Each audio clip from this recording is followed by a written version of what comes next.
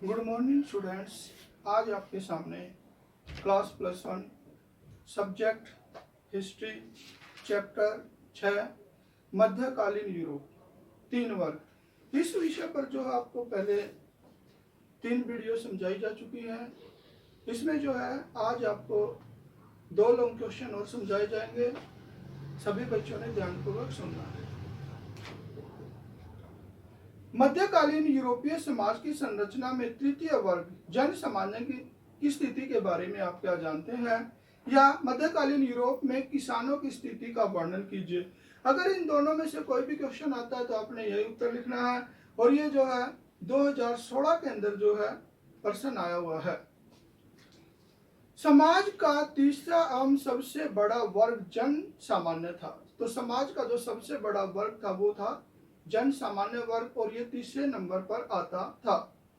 यह प्रत्येक स्थान तथा देश में था। हर स्थान पर हर देश के अंदर ये तीसरा वर्ग पाया जाता था।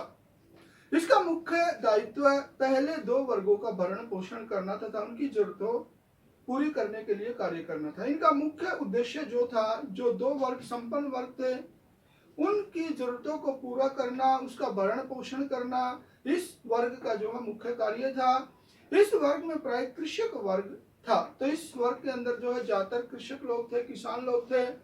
ये भी 2 प्रकार के थे। तो कृषकों के अंदर भी जो है 2 प्रकार के कृषक शामिल किए गए हैं। प्रथम स्वतंत्र किसान, जो पहला था वो स्वतंत्र था। दूसरा कृषि दास, दूसरा जो है कृषि दास था। इनकी स्थिति व जीवन शैली में बहुत अंतर था। तो दोनों की जीवन शैली के अंदर जो है बहुत अंतर पाया जाता था, जो इस प्रकार है। स्वतंत्र किसान, स्वतंत्र कृषक सामंती प्रणाली का एक अभिन्न अंग था। तो जो स्वतंत्र कृषक था वो जो सामंती प्रणाली का एक महत्वपूर्ण हिस्सा था। वह अपने लाड़ की भूमि को एक काश्तकार के रूप में जोतता था। वह अपने जो उसका मालिक होता था लाड़, उसकी भूमि को जो है किसान के रूप में जो है जोतता था। इसके बदले में लाड़ उसे सप्ताह में 3 या 4 दिन अपने खेत में कार्य करवाता था। वो जो भूमि देता था लाड़ उसको, उसके बदले में जो है लाड़ उससे अपनी भूमि के अंदर जो है एक सप्ताह में 3 या 4 दिन जो है अपनी भूमि पर काम करवाता था। उसे वर्ष में कम से कम 40 दिन तक सैनिक सेवा भी देनी पड़ती थी। तो अपने लाड़ के लिए जो उसे सैनिक सेवा भी देनी पड़ती थी, एक साल के अंदर 30 या 40 दिन, जो उसे 40 दिन करीबन सैनिक सेवा भी देनी पड़ती थी। आपातकाल में भी उसे सैनिक सेवा के लिए तैयार रहना पड़ता था। अगर देश के अंदर, अपने क्षेत्र के अंदर अगर कोई आपातकालीन स्थिति हो जाती है तो ऐसी स्थिति के अंदर भी जो स्वतंत्र कृषक था उसे सैनिक के रूप में जो है सहायता देनी पड़ती थी। इसके अतिरिक्त सामंत की जागीर में बाड़ बनाना, इसके जो कार्य थे स्वतंत्र किसान के, जो सामंत था उसकी जागीर के अंदर बाड़ बनाना, गड्ढे खोदना, उसके जमीन में जो गड्ढे खोदना, इमारतें बनवाने में सहायता करना, बिल्डिंगें बनवाने में सहायता करवाना, जलाने के लिए लकड़ियां इत्यादि एकत्रित करवाना था। और उस समय जो भोजन बनाने के लिए जो लकड़ियों की जरूरत पड़ती थी, उन लकड़ियों को इकट्ठा करवाना भी जो है उस स्वतंत्र किसान का महत्वपूर्ण कार्य था। शासक वर्ग द्वारा भी उनसे एक कर वसूला जाता था। राजा के द्वारा या शासक वर्ग के द्वारा जो उनसे कर वसूला जाता था जिसे टैली कहा जाता था, और उस कर का नाम या टैक्स का नाम टैली था। चर्च को वह टीथ नामक कर भी देता था। इस टैली कर के साथ साथ जो उसे चर्च को एक टीथ नामक कर भी देना पड़ता था। कृषक के परिवार की महिलाएं व बच्चे भी सामंत के लिए कार्य करते थे। जो स्वतंत्र किसान था उसके बच्चे, महिलाएं जो है लाड़ के लिए काम करते थे। ये सूत काटने, कपड़ा बुनने, मोमबत्ती बनाने, शराब इत्यादि निकालने में सहायता करते थे। तो उन बच्चों के द्वारा, उसके परिवार की महिलाओं के द्वारा जो है लाड़ के लिए सूत काटने का काम, कपड़ा बुनने का काम, मोमबत्ती बनाने का, शराब इत्यादि बनाने का जो है लाड़ के लिए महिलाओं के द्वारा, बच्चों के द्वारा काम किया जाता था। इसके बदले में उन्हें कोई मजदूरी इत्यादि नहीं दी जाती थी। बच्चों को, महिलाओं को जो है इस काम के बदले किसी प्रकार के कोई पैसे नहीं दिए जाते थे। कृषक अपने पारिवारिक संबंधों व शादी इत्यादि के लिए स्वतंत्र होता था। जो स्वतंत्र किसान होता था वो अपने परिवार के लिए जो स्वतंत्र होता था, शादी इत्यादि के लिए जो स्वतंत्र होता था। अब देखिए कृषि दास। कृषि दास एक बंधक का जीवन जीता था। जो कृषक दास होता था वह एक बंधक की तरह जो है जीवन व्यतीत करता था। वह अपने लाड़ की इच्छा व जरूरत के अनुरूप जीवन जीता था। वो अपने लाड़ के अनुरूप, जैसा लाड़ करता था उसके अनुरूप जो है जीवन जीता था। वह लाड़ के अधिकार क्षेत्र में भूमि पर काम करता था। जो भूमि उसके लाड़ के अधिकार क्षेत्र में आती थी, उस भूमि के ऊपर जो है ये कृषक दास जो है काम करता था। बदले में लाड़ उसे मात्र गुजारे की चीजें उपलब्ध करवाता था। जो कार्य किया जाता था उसके बदले में लाड़ के द्वारा उसे केवल आवश्यक चीजें ही उपलब्ध करवाई जाती थी। वह लाड़ की आज्ञा के बिना जागीर नहीं छोड़ सकता था। जब तक लाड़ आज्ञा नहीं दे उस समय तक उसे जो है लाड़ की भूमि से मतलब नहीं जा सकता था। लाड़ की आज्ञा से ही जो वो उस भूमि को छोड़ सकता था। बिना लाड़ की आज्ञा से उस जागीर को, उस भूमि को नहीं छोड़ सकता था। उसे केवल अपने लाड़ की चक्की में आटा पीसना व तंदूर में रोटी सेकनी होती थी। वह अपने लाड़ के लिए जो है आटा पीसता था, तंदूर के अंदर रोटी सेकता था या रोटी बनाता था। उसे अपने लाड़ की आवश्यकता के अनुरूप मदिरा व बियर तैयार करनी पड़ती थी। लाड़ उसको कहता कि भाई शराब तैयार कीजिए, तो इस कृषि दास को जो है अपने लाड़ के लिए शराब इत्यादि भी जो है निकालनी पड़ती थी। कृषि दास अपने जीवन के लिए स्वतंत्र नहीं था। तो कृषि दास अपने जीवन के लिए बिल्कुल भी स्वतंत्र नहीं था। जैसे स्वतंत्र कृषक था, इस तरह जो कृषि दास जो है स्वतंत्र नहीं था। उसका विवाह होना है या नहीं, यह अधिकार लाड़ के पास होता था। लाड़ी यह निश्चित करता था कि जो उसका कृषि दास है उसकी शादी करनी है या नहीं करनी है। लाड़ी यह फैसला करता था कि उसका विवाह किससे हो, और लाड़ के द्वारा ही ये डिसीजन लिया जाता था कि उसकी शादी अगर करनी है तो किसके साथ करनी है। कई बार लाड़ कृषक दास को उसकी पसंद के अनुरूप विवाह करने की आज्ञा दे देता था। तो कई बार जो उदार दिल के लाड़ होते थे वे जो कृषक दास को उसकी इच्छा के अनुसार यानी कृषक दास की इच्छा के अनुसार जो शादी करने की अनुमति दे देता था, लेकिन उसके बदले उसे शुल्क देना पड़ता था, लेकिन उसके बदले जो उसे टैक्स देना पड़ता था।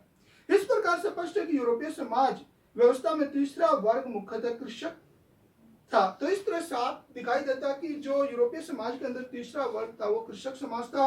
वह स्वतंत्र व कृषि दास दोनों था। इसके अंदर जो है स्वतंत्र और कृषि दास दोनों को शामिल किया गया है।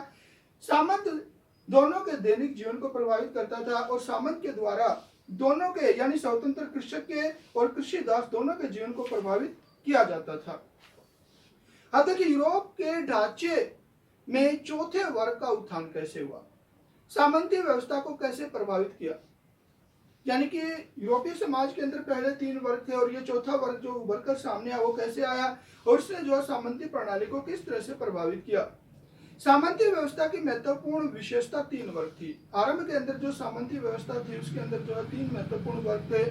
समय के साथ विभिन्न प्रकार के बदलाव के चलते हुए एक नए व चौथे वर्ग का उदय हुआ। समय बीतने के साथ साथ जो है एक नए वर्ग का उदय हुआ जिसे चौथा वर्ग का नाम दिया गया। यह वर्ग नगर में रहने वाला था और यह चौथा वर्ग जो विशेष रूप से नगरों के अंदर रहने वाला था। इस वर्ग का उत्थान धीरे धीरे हुआ। तो ये जो है वर्ग जो है धीरे धीरे उभर कर सामने आया। जो जो इस वर्ग की संख्या बढ़ती गई थी तो सामंती प्रणाली कमजोर होती गई। जैसे जैसे इस वर्ग की मतलब जनसंख्या में बढ़ोतरी हुई वैसे वैसे जो है जो सामंती प्रणाली है वो धीरे धीरे कमजोर होती चली गई। इस वर्ग की उत्पत्ति और विकास के लिए निम्नलिखित कारणों परिस्थितियां जिम्मेदार थी। जो परिस्थितियां जिम्मेदार थी इस वर्ग के लिए वे इस प्रकार से है। जनसंख्या वृद्धि 11वीं शताब्दी से लेकर 14वीं शताब्दी तक यूरोप की जनसंख्या में लगभग दुगनी वृद्धि हो गई। यानी 11वीं शताब्दी से लेकर 14वीं शताब्दी तक यूरोप की जनसंख्या में डबल वृद्धि हुई, दुगनी वृद्धि हो गई। इस बढ़ती हुई जनसंख्या का परंपरागत कृषि व्यवस्था से गुजारा नहीं हो सकता था। तो ये जनसंख्या जो लगातार बढ़ रही थी वो जो खेती बाड़ी से अपना महज गुजारा नहीं कर सकते थे। अब गांव के कुछ लोग रोजगार की तलाश में विभिन्न स्थानों पर एकत्रित हो गए। अब जो गांव के लोग जो रोजगार की तलाश में दूसरे स्थानों पर जाने लगे और उन दूसरे स्थानों पर जाकर वे इकट्ठे हुए। इन लोगों ने भवन बनाने, सड़कें बनाने, कारीगरी का कार्य करने के अतिरिक्त पंचकियों व वायु शक्ति के कारखानों में काम करना शुरू कर दिया। तो इन लोगों ने जो बाहर कमाने के लिए गए उन्होंने जो है सड़कें बनाने में का कार्य किया, भवन बनाने का कार्य किया और इसके साथ साथ उद्योग कारखानों के अंदर भी जो है इन्होंने कार्य किया। इनकी जीवन शैली व कार्य प्रणाली पहले से भिन्न थी। तो गांव की जीवन शैली से नगरों के अंदर जो लोग रहते थे उनकी जीवन शैली जो है अलग थी। नगरीय जीवन शैली, नगर की जीवन शैली ग्रामीण जीवन शैली से स्वतंत्र तथा कम शोषण आधारित थी। यानी कि जो नगरों की जीवन शैली थी वे गांव की जीवन शैली से अलग थी। नगरों के अंदर जो है इन लोगों का इतना ज्यादा शोषण नहीं किया जाता था। इस कारण गांव से कृषक तथा कृषि दास कृषि छोड़कर भागकर उन स्थानों पर चले जाते।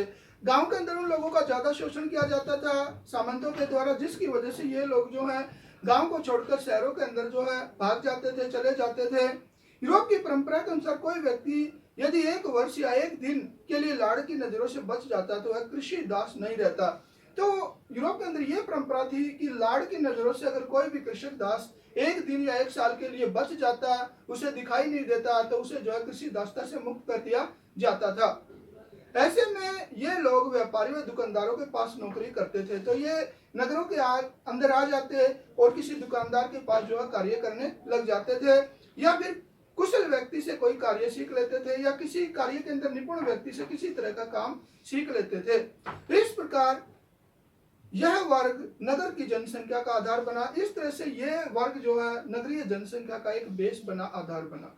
मुद्रा की महत्ता, नगरीय जीवन में सेवा को महत्व नहीं दिया जाता था। नगरों के जीवन के अंदर जो है मतलब सेवा को महत्व नहीं दिया जाता था, बल्कि सभी मुद्रा के आदान प्रदान पर निर्भर थे। यानी कि वस्तु विनिमय प्रणाली नहीं थी, मुद्रा के माध्यम से जो है सारे कार्य किए जाते थे, व्यापारी आदि के।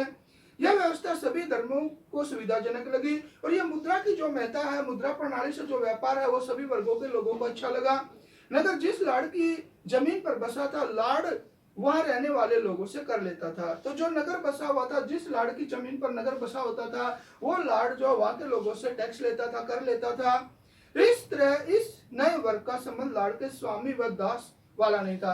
इस तरह टैक्स लेने के बाद जो है, जैसे गांव के अंदर जो लाड़ का मालिक और नौकर का संबंध था, नगरों के अंदर जो इस प्रकार का कोई संबंध नहीं होता था, बल्कि उससे केवल कर लिया जाता था, बल्कि बराबरी के रिश्ते पर था। बल्कि वे जो आपस में लाड़ और जो आम